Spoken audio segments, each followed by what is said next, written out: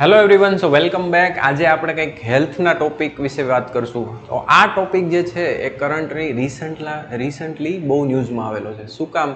તો કે ભાઈ આફ્રિકામાં ક્યાંક ને ક્યાંક આ રોગનું જે પ્રમાણ છે એ પહેલાં જે ઓછું હતું એ અચાનક વધવા માંડ્યું છે. બરાબર, આપણે વાત કરીએ છીએ કાલા આઝારની. તો WHO એ શું આમાં કીધું કે ભાઈ ધ્યાન રાખવું જોઈએ, આપણા ભારતમાં શું પ્રમાણ છે, બરાબર, કેવી રીતના ફેલાઈ શકે છે, શું આપણે પ્રિકોશન રાખવા જોઈએ, તો એના વિશે આજે આપણે ડિટેલમાં ચર્ચા કરશું. તો સ્ટાર્ટ કરીએ. તો કે ભાઈ આનું સાયન્ટિફિક નામ શું છે? તો કે વિસેરલ લિસ્મેનિયાસિસ. બરાબર, આ એનું સાયન્ટિફિક નામ છે, જેને કાલા આઝાર કહેવાય છે. કાલા આઝાર શું કામ કહેવાય? તો આપણે જોશું કે ભાઈ એ આ રોગમાં કેવું હોય કે તમને છે ને કાળા કાળા ઢાબા થઈ જાય, એના લીધે કાલા આઝાર કંઈક કહેવાય. કાલા એટલે આપણે ઇન્ડિયન કહેવાય ને, કાળા બ્લેક જે વસ્તુ હોય ને આપણું કાળું કહીએ છીએ, એટલે કાલા ઇન્ડિયન નામ પરથી રાખેલું છે. અઝાર જે છે એ પર્શિયન વર્ડ છે, બરાબર. તો આ બેને ભેગા મળીને એનું નામ કાલા આઝાર રખેલું છે.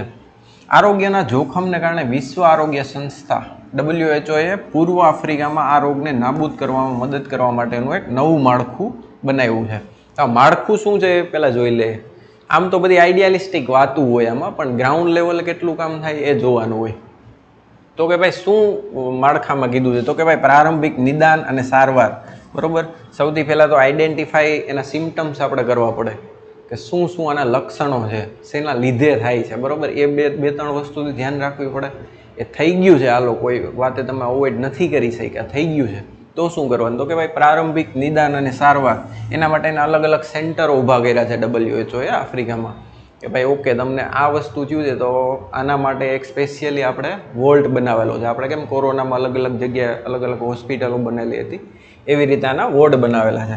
સંકલિત વેક્ટર મેનેજમેન્ટ, બરાબર, એક chain of hospital and chain of management type બનાવ્યું છે આ લોકોએ, જેના કારણે આ રોગને જલ્દીથી જલ્દી ટેકલ કરી અને નાબૂદ કરી શકાય. અસરકારક દેખરેખ, સુપરવિઝન માટે અમુક ડૉક્ટરો, નર્સોની ટીમ, હોસ્પિટલ મેનેજમેન્ટની ટીમો બનાવેલી છે.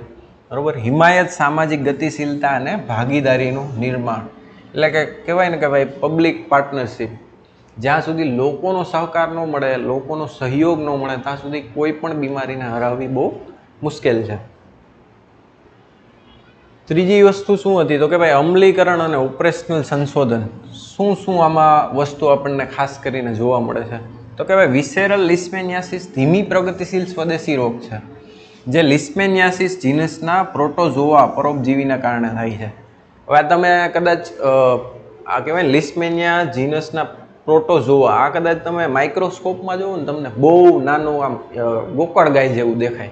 એક માઇક્રોબાયલ બેક્ટેરિયા છે, બરાબર, જેના કારણે આ બધી વસ્તુ વધારે ફેલાય છે. બીજા પણ અમુક કારણો છે, તો આપણે જોઈએ, પણ ક્યાંક ને ક્યાંક પ્રાઇમરી રીઝન આ છે. તે ચેપગ્રસ્ત માદા સેન્ડ ફ્લાયના કરડવાથી ફેલાય છે. આપણા ભારતમાં ખાસ કરીને જોવા જઈએ તો આ મચ્છર જોવા નથી મળતા. આપણા ભારતમાં શેના કારણે ફેલાય છે એ બી આપણે ચર્ચા કરશું.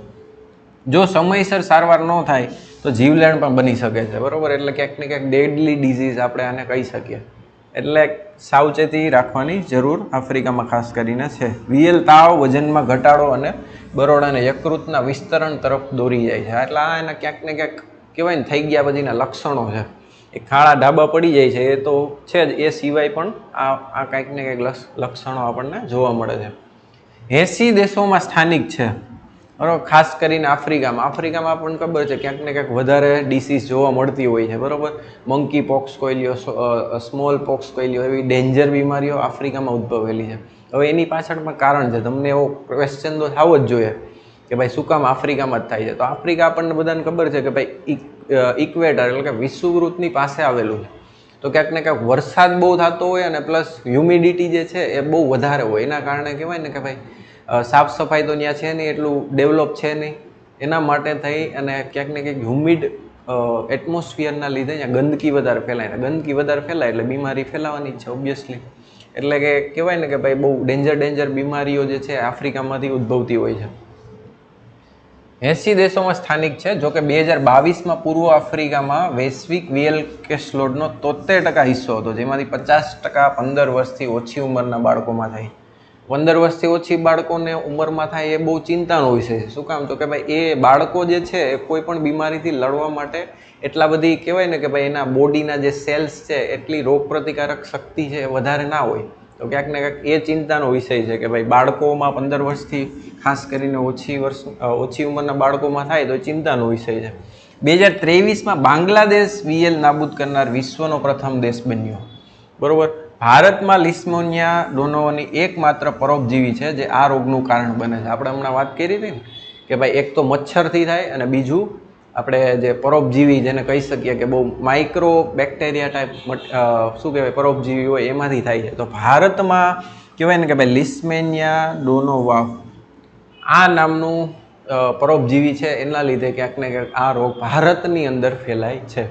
તાજેતરમાં ભારતે વિસરેલ લિસ્મેનિયાસિસ પ્રારંભિક લક્ષ્ય વર્ષ 2010 હતું, પરંતુ 2023 સુધી લંબાવવામાં આવ્યું હતું. નાબૂદ કરવાના લક્ષ્યને સફળતાપૂર્વક પ્રાપ્ત કર્યું છે.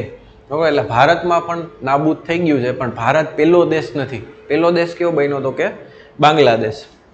હજી એવી કોન્ટ્રોવર્સી છે કે ભાઈ ક્યાંક ને ક્યાંક ભારતમાં નાબૂદ નથી થયો, બટ કહેવાય ને ખાસ કરીને કેસીસ ક્યાંય જોવા નથી મળતા. બટ જ્યાં સુધી સર્ટિફિકેટ WHO નો આપે ત્યાં સુધી એ વસ્તુ વેલિડ નથી. પણ WHO સર્ટિફિકેટ આપણને હમણાં રિસેન્ટલી આપી દીધેલું છે. એટલે ભારતમાંથી આ રોગ નાબૂદ છે એમ આપણે કહી શકીએ છીએ.